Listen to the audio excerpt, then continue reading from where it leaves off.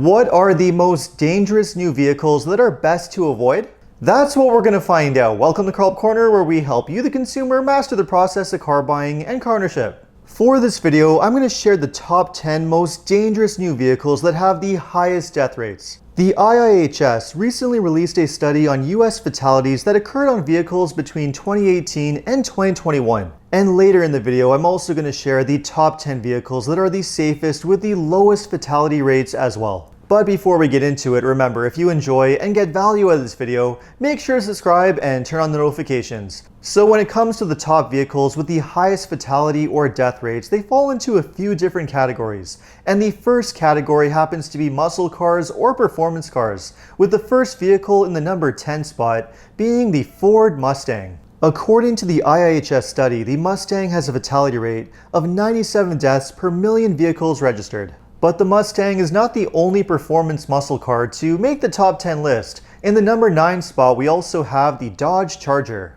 The Charger has a fatality rate of 118 deaths per million vehicles registered. And just in front of it, in the number 8 spot, we also have the Dodge Challenger with 154 deaths per million vehicles registered. Now, it's worth mentioning here that both the Charger and the Challenger are going to be discontinued after 2023, so you can no longer purchase them brand new. And even though it has a little bit more life left in it, that's also the case for the next vehicle in the number 7 spot, which is the Chevrolet Camaro. According to the study, the Camaro has 223 deaths per million vehicles registered, which by far makes it the number 1 performance muscle car of the study. And again, GM is planning to discontinue the Camaro after 2024, so based on its safety rating, that might actually be a good thing. It is interesting that 4 out of the top 10 vehicles with the highest fatality rates happen to be performance muscle cars, and we'll get a little bit more into why that's the case, but for now let's move on to the next category of car, which were compact cars.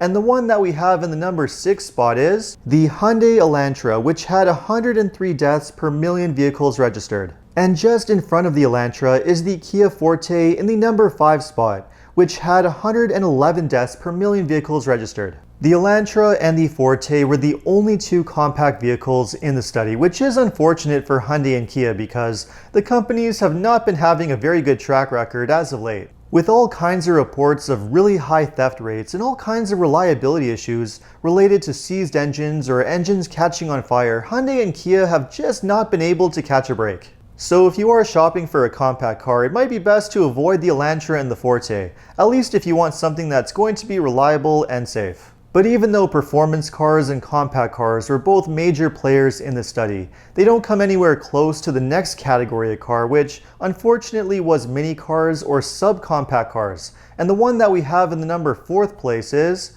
the Kia Rio. The Rio, of course, is the smallest and most affordable car that Kia makes. But unfortunately, according to the study, the Rio had 122 deaths per million vehicles registered. And just in front of the Rio in the number 3 and the number 2 spot, we have the Chevy Spark and the Hyundai Accent with 152 and 151 deaths per million vehicles registered. Again, it's worth mentioning here that the Spark and the Accent are no longer available to buy brand new. In fact, small subcompact vehicles of this type seem to be disappearing from the North American market altogether. And that's also the case with the number 1 vehicle of the entire study, with the most deadliest vehicle being the Mitsubishi Mirage. According to the study, the Mirage had 388 deaths per million vehicles registered. Now that's for both the Mirage sedan and hatchback combined.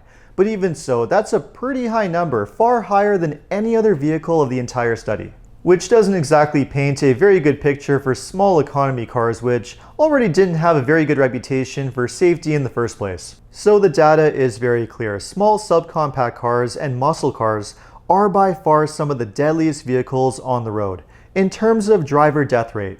Now there are a number of reasons that could explain why these particular type of vehicles have a much higher death rate than other vehicle types. According to the IIHS, the muscle cars on this list highlight that a vehicle's image and how it is marketed can also contribute to a crash risk. And the marketing materials for these models often highlight smoky burnouts, drifting, racing, and other similar acts like that. And these types of vehicles are also primarily driven by younger male drivers, which unfortunately is another major contributing factor. And as far as the small subcompact vehicles go, they have a higher death rate because they don't provide quite as much protection, especially in crashes with larger, heavier SUVs and pickup trucks. Despite the fact that all vehicle types, including small vehicles and subcompact vehicles, have dramatically improved in safety over the years, the reality is that the roads are still filled with a lot of big SUVs and trucks, which are a major safety risk for these smaller vehicles. But there is something that both categories of vehicles do have in common, which is a lack of crash avoidance technology. Active safety technology, which often includes features like automatic emergency braking, lane departure warning and blind spot assist, and adaptive cruise control, are usually optional features on all the worst performing vehicles of this study.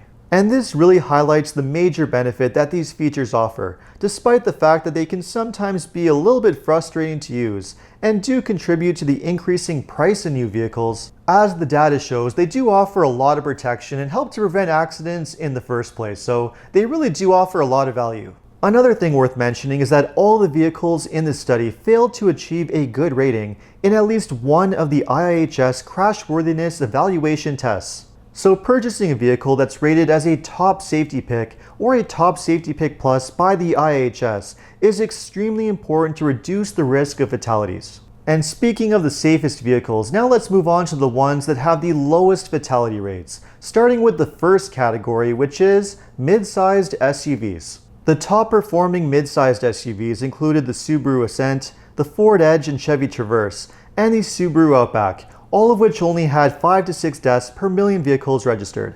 And the top performers were the Nissan Murano with only 2 deaths per million vehicles registered, and in the number 1 spot, the Nissan Pathfinder, which had 0 deaths per million vehicles registered. Other top performers included minivans, including the Honda Odyssey and the Toyota Sienna, which only had 5 and 6 deaths per million vehicles registered. There was also one compact crossover SUV on the list, which was the Toyota CHR, which only had 2 deaths per million vehicles registered.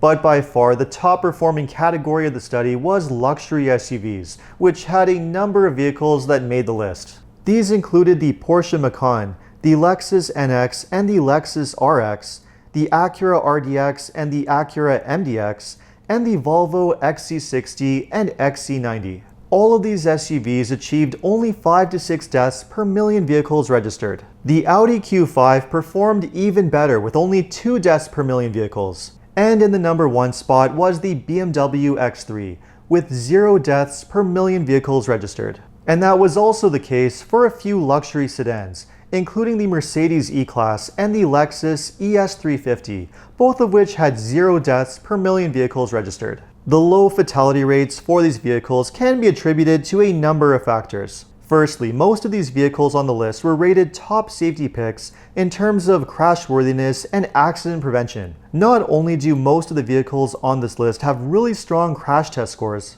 but they also come with a lot of active safety technology as standard equipment.